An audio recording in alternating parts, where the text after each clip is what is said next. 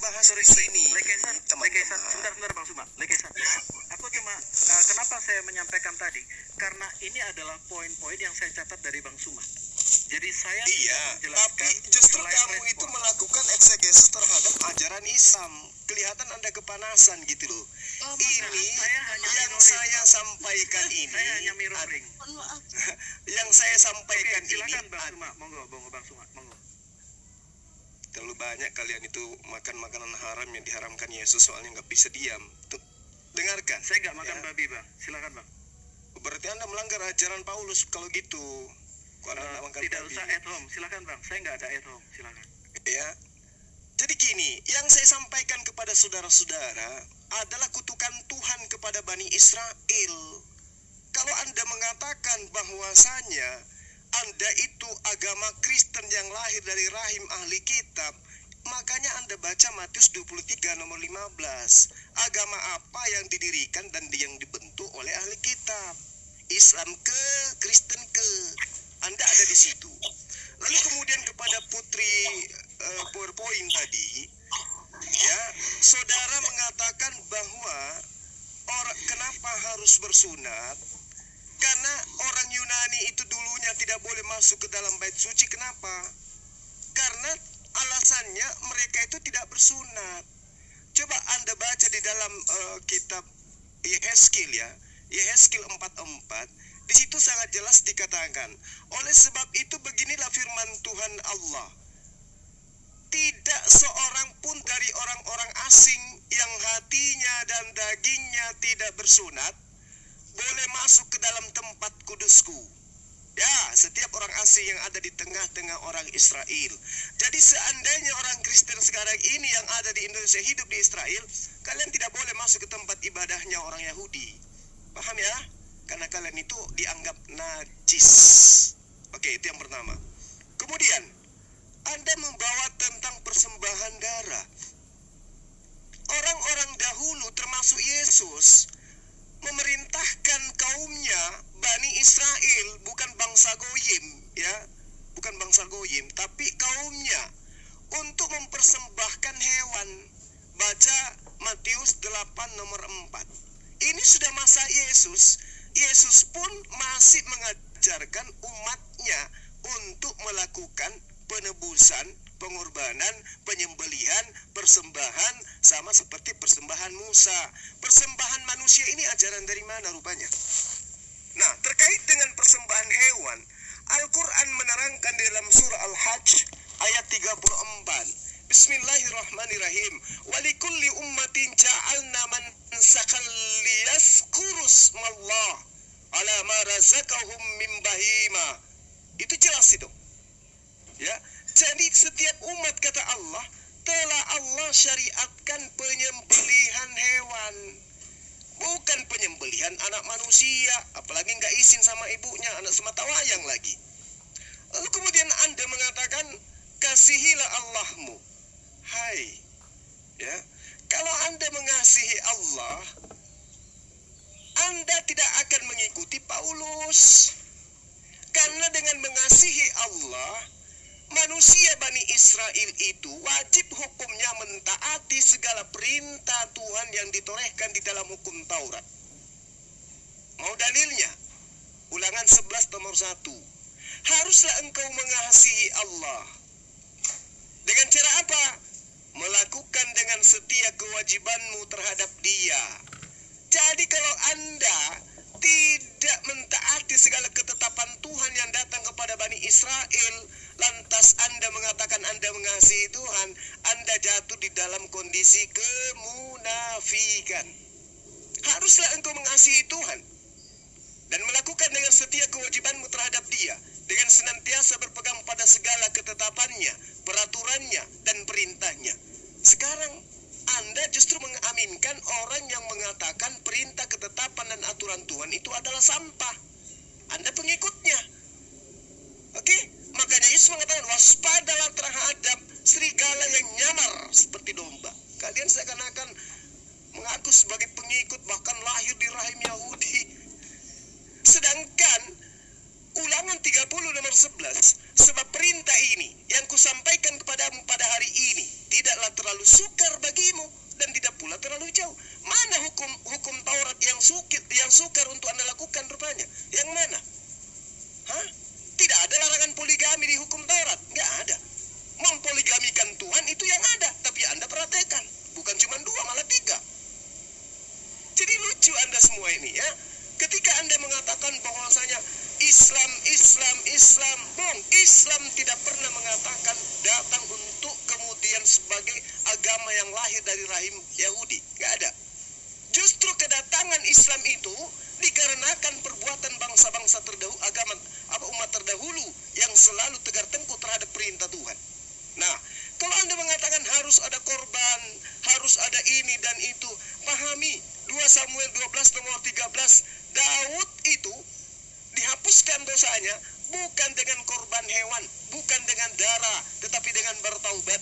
Dengan kata lain, bahwasanya Daud alaihissalam dosa-dosanya diampuni oleh Allah hanya dengan bertaubat. Jadi tidak ada itu kurban-kurban manusia.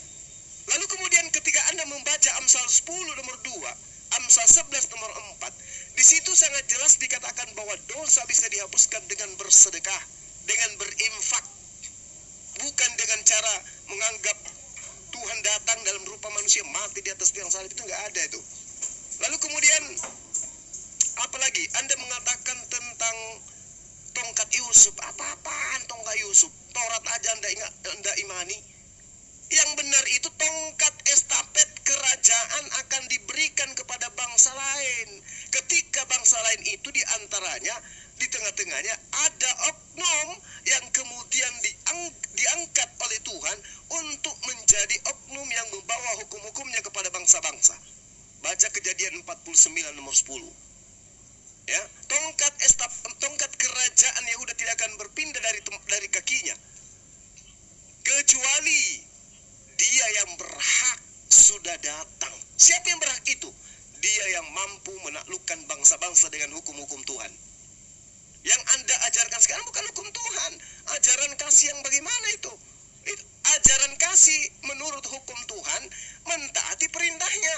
Sementara ajaran kasih yang Anda anut menganggap perintah Tuhan itu adalah sampah, kutukan.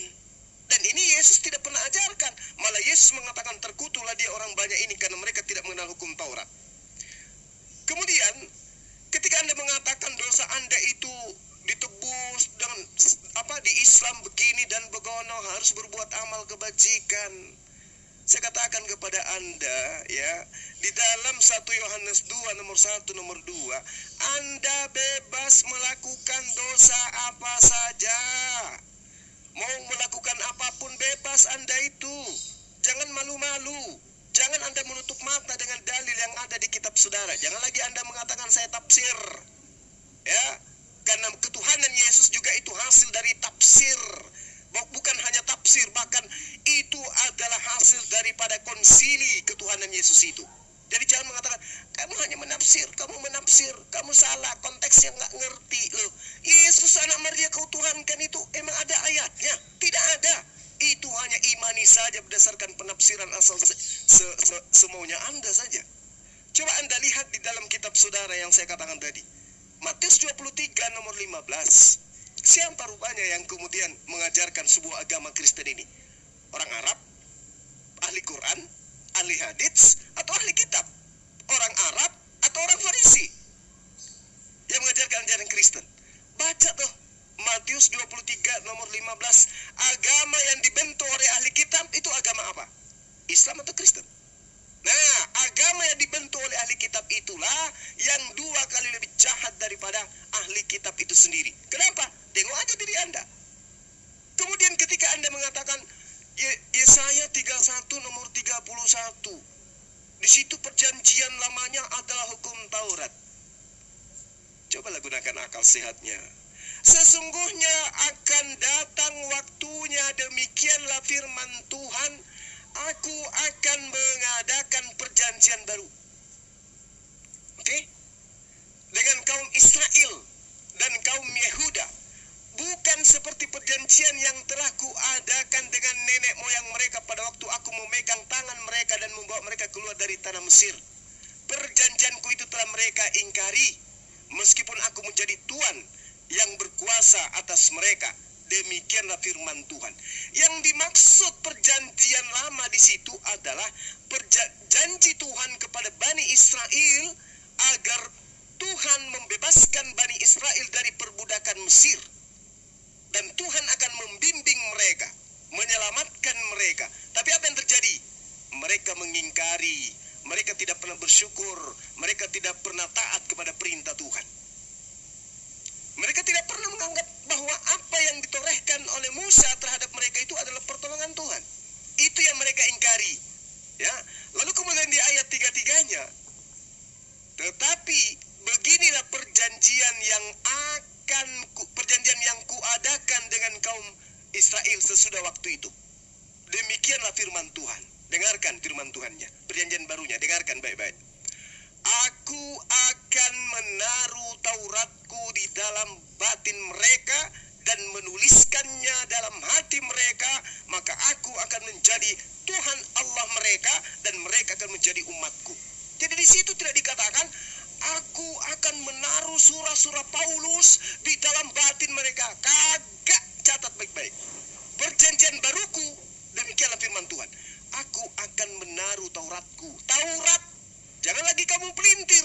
Oh, Taurat yang dimaksud di situ Bang Suma adalah mengimani anaknya datang mati di atas tiang salib.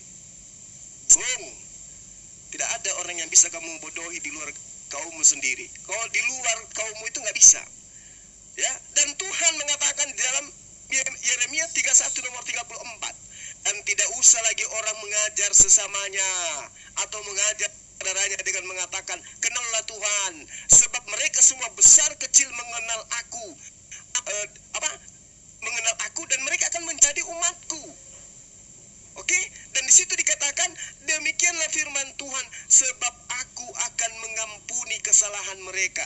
Mengampuni, bukan menebus. Paham ya? Bukan menebus, tetapi mengampuni. Yang dikatakan menebus itu, baca Keluaran 29 nomor 14. Itu namanya menebus, mengampuni. Bani Israel mengambil lembu, mengambil dagingnya, mengambil kulitnya, mengambil kotorannya, lalu membakarnya. Itulah kemudian Tuhan menghapuskan, mengampuni dosa mereka. Bukan Tuhan menjadi sapi, lalu kemudian dibunuh. Bukan.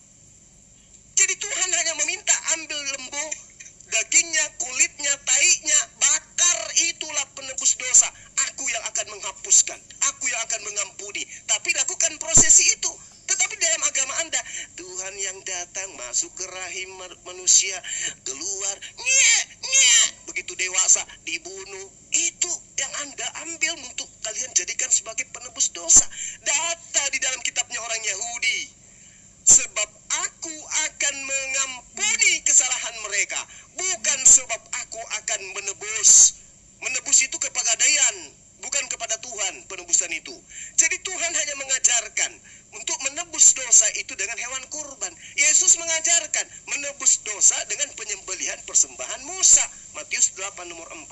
Tapi persembahan mati di atas tiang salib, anak Maria sematawayang, ya, yang dibesarkan dengan susah payah, kalian jadikan sebagai tumbal untuk dosa-dosa kalian.